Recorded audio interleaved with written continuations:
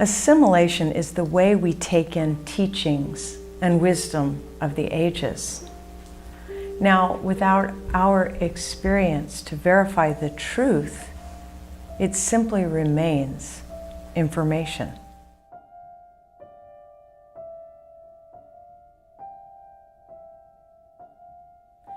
Hi, I'm Molly Knight Forde, founder of the Awareness School. Today I want to talk about information, knowledge, and understanding. Now, like you, I was given principles by which to abide that promised a better life, and sometimes that meant even heaven. But it inherently meant that there was something wrong. And when I first heard that concept that we are sinners, it didn't feel right to me. I did not feel like something was wrong with me. And I didn't feel like I needed to be fixed. And yet, that's what I was taught. And somehow we are expected simply by faith to accept these ideas as truth. And I did that until I didn't.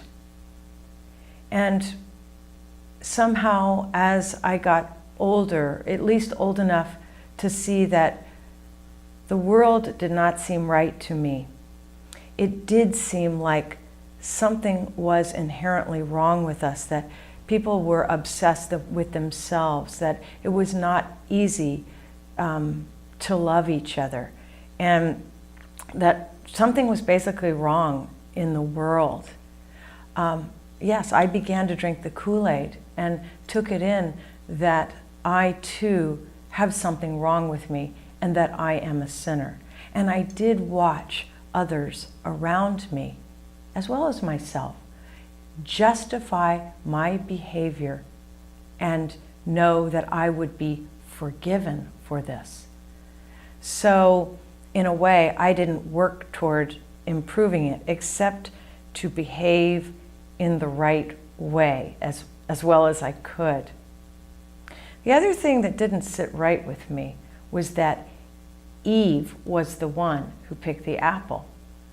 And I thought, who wrote this story? It meant to me as a child, it meant that females were the bad ones. And it really bothered me. Now, another part of my spiritual upbringing also emphasized the fact that after this sin took place, that Adam and Eve were very much ashamed of their own nakedness. Now, I know there were other messages in this, but I took that on, and I took on shame, and I felt that my own experience was being dismissed because I had not experienced my own nakedness as shame. So this was my childhood innocence, taking in the Christian teaching that I grew up in. But I couldn't understand the darkness is necessary in order to have light until I experienced something about that.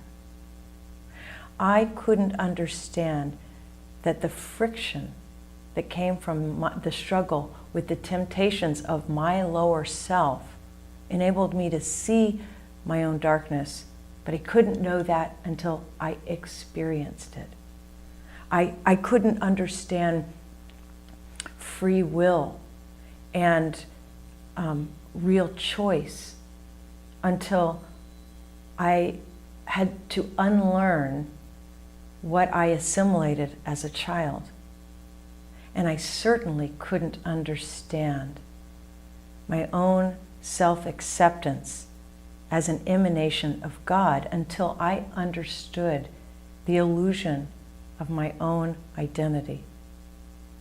So when my mentor, my second mentor, explained to me the delineation between information, knowledge, and understanding, I began to see and understand why I experienced such confusion as a child. And I also took it in good faith that certain information was true, but I couldn't have it as knowledge until I experienced it. And he said to me, remember, believe nothing and verify everything. So what about faith? We have to have some kind of faith to enter onto a path. And when I entered the path of Zen meditation, I did understand that my life was a mess, that I was really suffering and I needed something. And I was willing to try anything. And I did. And if I tried something and it didn't work, I would simply go to the next thing. But I couldn't know that the teachings were true until I myself went out to experience them through practices to verify if these things were really true. And so I began to understand something between the difference between information and knowledge. Information is often taken in by us. I paraded around as a successful so-and-so, thinking that I had connection with my emotional experience as well, simply by thinking that I understood information that I had read about. I had not actually experienced the breakthrough of understanding, of having real choice. And until I did, I thought that I had the understanding.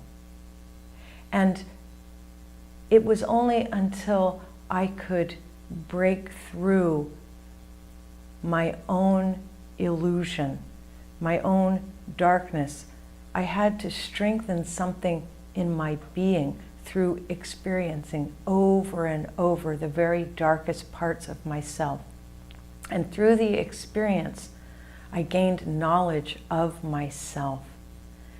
And in those moments of understanding, in my being, I realized what free choice really was, in which I could discriminate something in life that I was a part of, that I could accept what is, and then choose from that place, instead of being identified with my unworthiness or my unmet needs.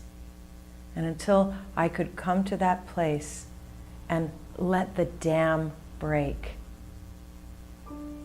could I really understand what was meant by